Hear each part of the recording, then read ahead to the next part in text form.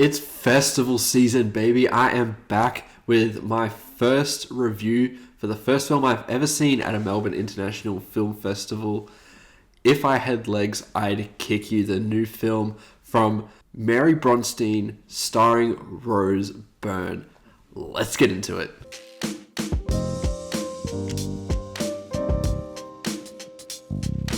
So starting off, seeing this movie when I'm parked in a section where I'm a little bit nervous that I'm going to get towed potentially after the screening of this movie is not an ideal head state to be when watching this movie, because this is probably the most stressful movie I have seen since the Safdies did Uncut Gems. This film is frantic. It is just filled with so many moments that are just pure chaos, that have you on the edge of your seat, that increase your heart rate, and basically simulates a panic attack, because that is what this character is going through. Mary Bronstein, this is her second feature film, and I can't believe she has already directed something like this. This is an incredibly impressive feat. Following Rose Byrne in very intimate fashion, the amount of close-ups from the opening of the film put you right into her personal space, and that way we instantly get some kind of intimacy with the character and instantly connect with this character and want to see her succeed here as she navigates challenge after challenge after challenge. The film utilizes a lot of very interesting visual techniques within this film, which were so purposeful and just very inventive. The film follows Rose Byrne's character, who is a mother to a sick child, and she has to spin so many plates at once because of this. And the film deliberately avoids focusing the camera on the child for any extended period of time.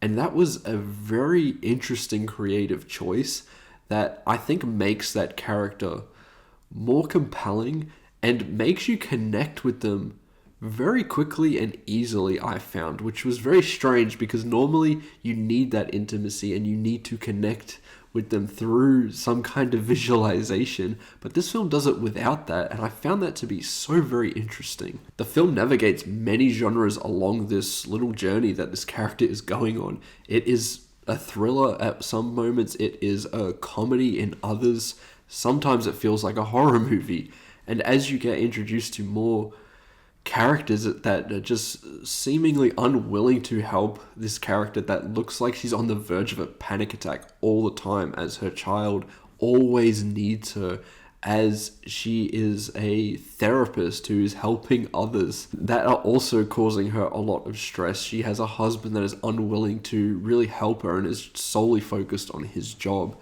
And the way it combines all of these elements just keeps building one block after another in a tower that is so rickety that it is bound to collapse at some point. And you see the way that this character is navigating all of this stress, hint hint, not very well, and I think that is very reasonable when you're put into a situation like this. The child is also dealing with a lot of health issues, and that causes a lot of stress. There are certain scenes here where the child is in pain or is very sad, and it makes its voice heard, and it breaks your heart for this character played by Rose Byrne.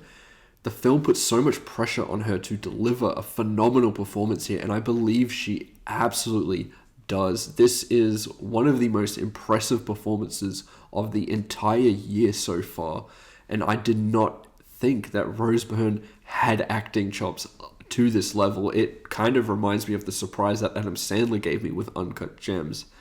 She is just downright incredible in this movie, and the fact that she has to deal with such an intimate camera while being put into this character that is filled with stress all the time.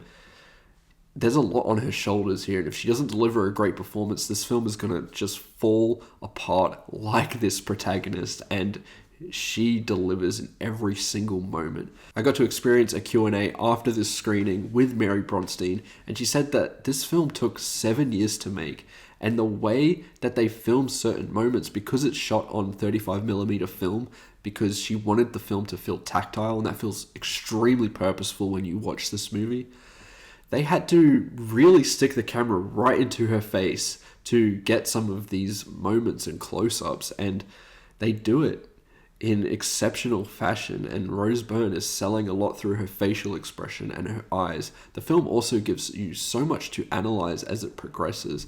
There are some very interesting visual motifs within the film that I do think benefit it. Sometimes it can be a little bit artsy-fartsy, for want of a better word, but I do think it does work here. There's also some surprise supporting performances here, like A$AP Rocky, who is quite good in this role that he's playing as someone who seems like a friendly face, but could also be another person taking advantage of Rose Byrne's character. And then you have Conan O'Brien, who is playing this very indifferent therapist and just kind of pretends to listen to Rose Byrne's many qualms about life and the way that she's falling apart. It can be quite heartbreaking seeing all these people ignore her, and at times it does happen to an almost unrealistic extent, which I would say is the major drawback to this movie. Well, not major, but it is the only drawback to this movie that I found, because mostly this film is just excellent and works as just such a great character study about a mother that is going through so much, and your heart goes out to her. You understand, even if she's very unlikable to a lot of people, you completely understand where her emotions are coming from and why she's acting the way she does. It feels completely reasonable, even if it is mean and she has little to no patience with anyone. The film to me just worked on so many levels. The way it was able to weave through so many genres, just be this pressure cooker throughout the entire film, was excellent. I was on the edge of my seat the entire time, and by the time we hit the final moment of this movie, my heart broke a little bit and I almost burst into tears, because you connect so much with these characters, and Mary Bronstein did a phenomenal job directing this movie. It was incredibly impressive. As a whole, I definitely recommend If I Had Legs, I'd Kick You. I was not expecting this film to be as excellent as it was, and it was a beautiful way to kick off the Melbourne International Film Festival to me. I've already seen 3 movies at this stage, and it is winding up to be a really great festival so far, and I can't wait to cover those other movies that I've seen so far in the future.